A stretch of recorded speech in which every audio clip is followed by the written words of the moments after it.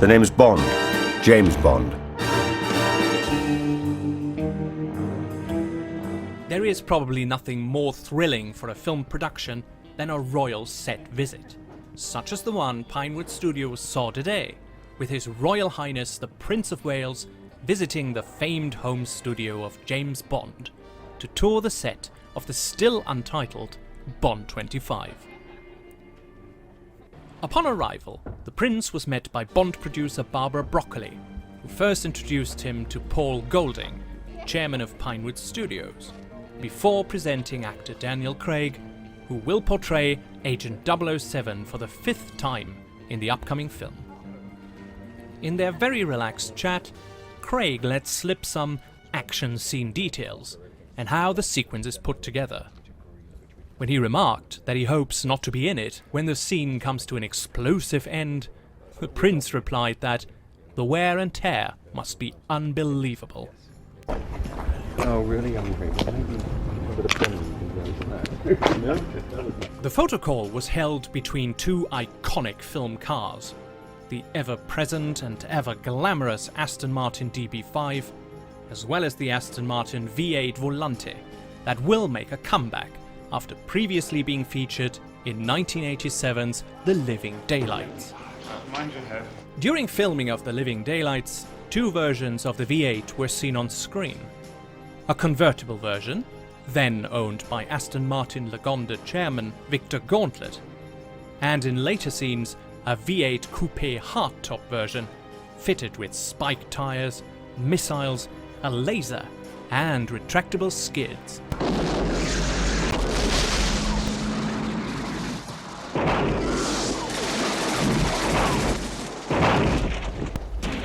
Speaking of comebacks and The Living Daylights, His Royal Highness the Prince of Wales actually visited the set of that very film in December 1986, together with his then wife, the late Lady Diana.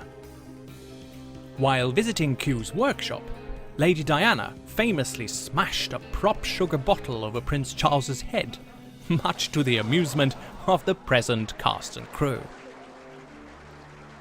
The recent set visit in Pinewood was certainly less action-packed, but still provided the Prince of Wales with many interesting insights into the making of a James Bond film, including some top-secret tidbits like the Aston Martin DB5 actually running on a BMW engine. Naughty, naughty. Proceeding into Pinewood Studios, the Prince of Wales was introduced to the crew working tirelessly behind the scenes of Bond 25, and he thoroughly enjoyed meeting all the creative talent behind such a huge production. Naturally, all of his pressing questions were answered. Do you all have to start at 5 o'clock in the morning? Sometimes. Nice to meet you.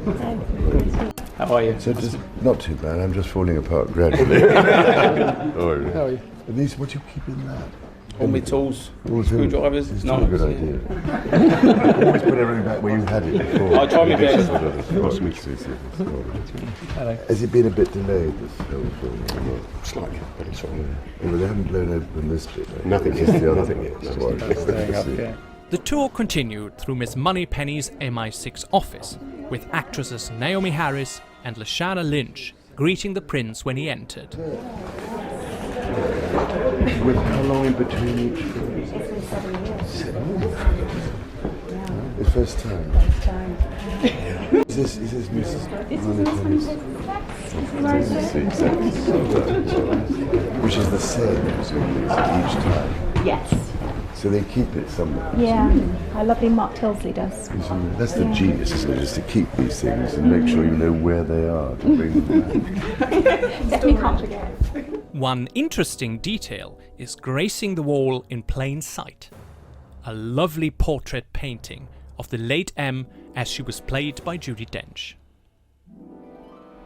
Continuing into M's office, director Cary Fukunaga and actor Ralph Fiennes welcomed Prince Charles, who is royal patron of the intelligence services and has actually been to the offices in both MI5 and MI6. That's the real Ralph Fiennes. That is an incredible part. Because I remember going to see Peter Sellers doing one of the Pink Panther films. Yeah. And I've never forgot, they had more takes than ever been possible. They all collapsed in hysterics all the time.